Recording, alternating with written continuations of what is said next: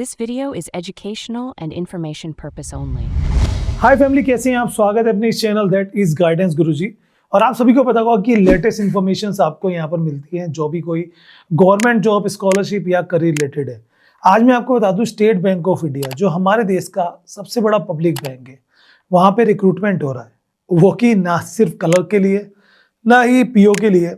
यहाँ पर जो पोस्ट है वो है सीबीओ की, जिसमें ये समझिए कि अगर हम करें क्लर्क की बात तो वहाँ पे थोड़ा डिफ़िकल्टीज रहती हैं, जैसे कि प्री होता है, मेंस होता है, इंटरव्यू होता है, पैटर्न भी थोड़ा अलग होता है। यहाँ पर भी पैटर्न अलग होता है। तो बहुत सारे बच्चे अगर बैंक में जॉब पाने का सोच रहे हैं कि जब कोई वैकेंसीज आएगी उसमें अप्लाई करेंगे, तो ये अपॉर्चुनिटी आपके लिए है। स्टेट बैंक ऑफ इंडिया की तरफ से कंप्लीट इन्फॉर्मेशन दूंगा आपको, जो भी नोटिफिकेशंस डिटेल्स लाइव हो चुकी हैं एसबीआई की तरफ से, वो उसके बारे में आपको बताऊंगा।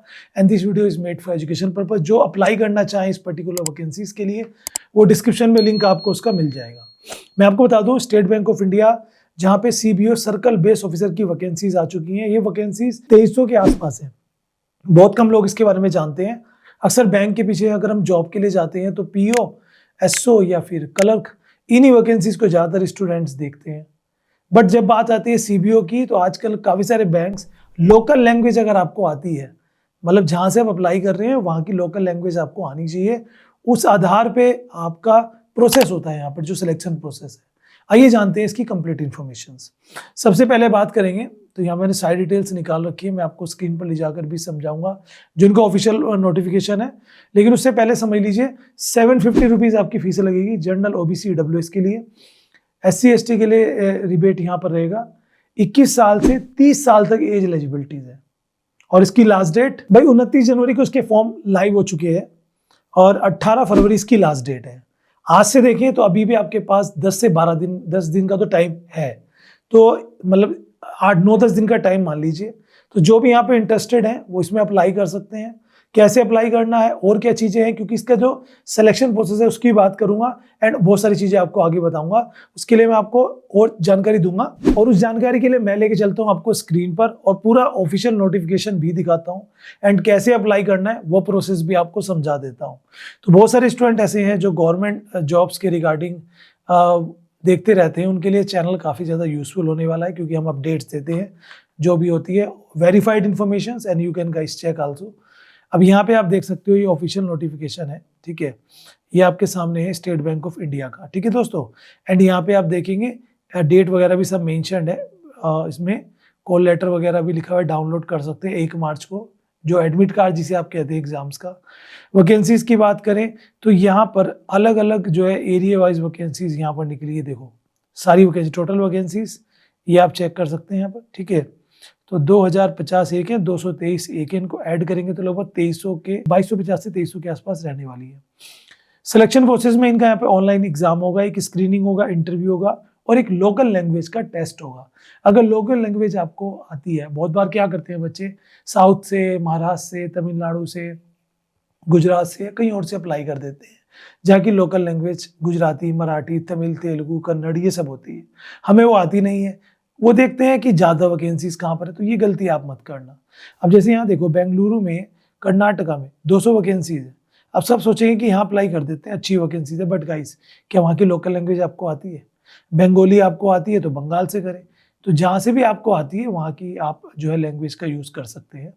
आगे चलेंगे तो यहाँ पे एज रिलैक्सेशन वगैरह और जो बेनिफिट्स रहते हैं वो मिलने वाले हैं गवर्नमेंट रूल के अकॉर्डिंग, वो भी आप यहाँ पे चेक कर सकते हो। एग्जाम सेंटर आप चेंज नहीं करा सकते, 1 मार्च को उसका एडमिट कार्ड आ जाएगा, एग्जाम की डेट भी उसी हिसाब से है। अब यहाँ पे देखो जो आपका सिलेक्शन प्रोसेस है उसको समझो। सबसे पहले एक ऑनलाइन टेस्ट होगा जिसमें अराउंड 120 मार्क्स के क्वेश्चन होंगे और 50 मार्क्स का जो है आपका डिस्क्रिप्टिव होगा, ठीक है। तो अब यहाँ पे 170 मार्क्स का टोटल पेपर हो गया। अब टेस्ट जो है वो कराया जाएगा ऑनलाइन मोड में, जिसमें आप देख सकते हो English, banking knowledge, general awareness and computer, ये 4 सब्जेक्ट्स रहेंगे। अब अच्छी बात क्या है, आप सबके लिए यहाँ पर मैथ्स नहीं है। बहुत सारे बच्चे सोचते हैं कि मैथ्स भाई हमारे से नहीं होगा, ऐसे में क्या करें।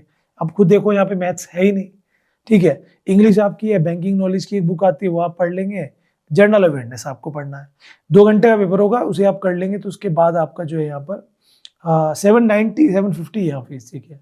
अच्छा, अच्छी बात क्या है, CST PWD के लिए फीस भी नहीं है कोई। अब ये तो हुआ देखो इनका प्रोसेस। अब जो इनका सेकंड डिस्क्रिप्टिव होता है वो आपके 50 नंबर का होगा, जिसमें लेटर और एस्से आपको लिख के दिखाना होगा। और उसके बाद आपका 50 नंबर का होगा एक यहाँ पर इंटरव्यू, ठीक है। ये देखो यहाँ पर लिखा हुआ है interview will be conducted 50 marks, और उसके आधार पर आपकी फाइनल मेरिट लिस्ट यहाँ पर रहेगी।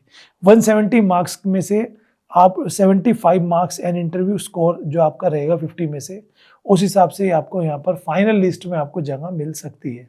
तो तैयारी अपनी अच्छे से कर लीजिए, डेट वगैरह सब यहाँ पे डिस्क्लोज है, आप इसको अच्छे से पढ़िए समझिए। और जानकारी चाहिए, जैसे किसी को रिलैक्सेशन देखना है या और बाकी चीज़ें, वो आपको मिल जाएंगी।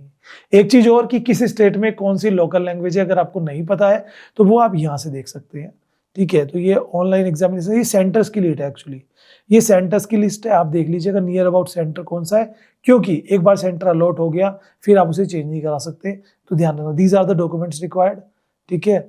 और अप्लाई कैसे करना है वो बाकी लैंग्वेज का भी यहाँ पे मिल जाएगा आपको। अप्लाई करने के लिए दिस इज द वेबसाइट जहाँ पे आप जाके अप्लाई कर सकते हैं। यहाँ पे आपको सबसे पहले, अगर पहली बार फॉर्म भर रहे हैं तो रजिस्ट्रेशन पे क्लिक करके एग्री पे क्लिक करके ये प्रोसेस होता है, जिसमें अपनी basic information, photo signature, detail preview, documents upload, जिसमें आपका 10th की मार्कशीट होगी, प्रीवियस और मार्कशीट्स होंगी, ID प्रूफ होगा, फोटो होगी, है ना, ये सब चीज़ें रहती है। अगर आप जनरल नहीं है तो एज प्रूफ होगा, एज नहीं सॉरी कैटेगरी प्रूफ, तो वो आपको देना है। तो बस ये सारी चीज़ें आपके सामने। तो भाई जो इंटरेस्टेड है वो इसमें जाकर अप्लाई कर सकते हैं, ताकि आपको आगे चांस मिले। देखिए इस तरह की वैकेंसीज आती रहती हैं ना, आपको ऐसी इन्फॉर्मेशन यहाँ पर मिलती रहेगी। बाकी फर्दर कोई बात रह गई हो तो ज़रूर से आप कमेंट कर लीजिएगा। बाकी मैंने सब चीज़ें ऑलमोस्ट कवर कर ही ली हैं, चाहे वो फीस हो, डेट हो, एग्ज़ाम पैटर्न हो, चाहे मैथ्स का बेनिफिट हो, और भी बहुत सारी चीज़ें। जाके चेकआउट करिए, डिस्क्रिप्शन में लिंक है।